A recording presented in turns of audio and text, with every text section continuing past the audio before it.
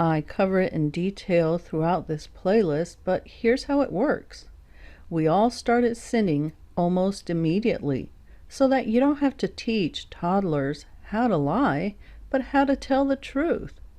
And God has a standard: sin no more, John 8:11. And we all know what sin is because the law is written on our hearts, Romans 2:15.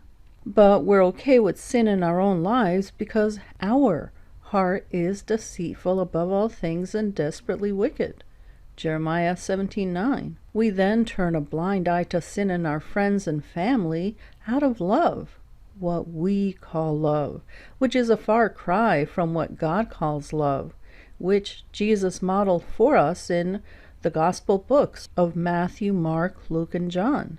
In turn, out of our version of love, we okay sin in society at large, having done it for so long, and because Christians haven't held up the front line of what God describes as a war with the forces of evil in the heavenly realms, Ephesians 6:12, and called us to be good soldiers of Jesus Christ, 2 Timothy 2:3, sin is so out of control that we're now teaching kindergarten children that they decide their gender, so that many, including in the LGBT community, are now up in arms.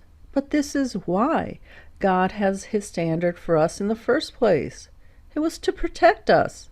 And if you think it's okay and not abusive to do this to little children, you are seriously brainwashed and lying to yourself, which is what our deceitful hearts do.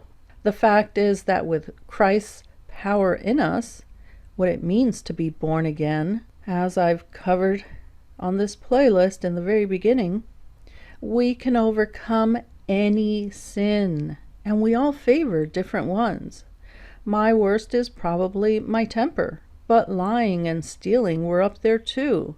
And before I became born again, I was quite promiscuous, looking for love in all the wrong places. For some, their worst is homosexuality, or love of money, or love of power, or the need for popularity, the need to be liked. The list is long. It's like this graphic. We all think we're fine. And yet, God says you are unspiritual, sold as a slave to sin. That's all of us.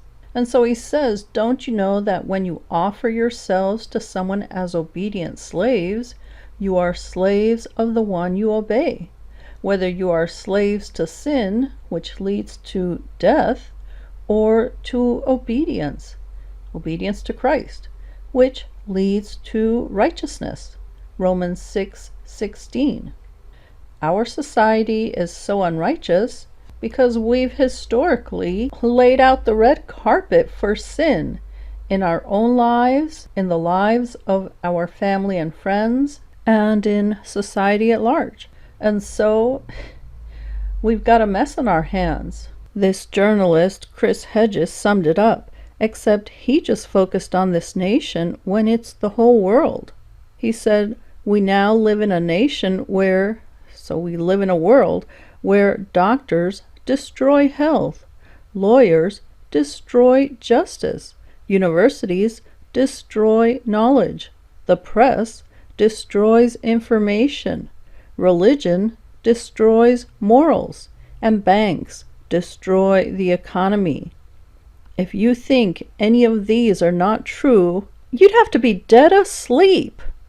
So that's what Jesus means when he says, if the Son sets you free, you will be free indeed. John 8:36. We can overcome those very strong temptations through Christ.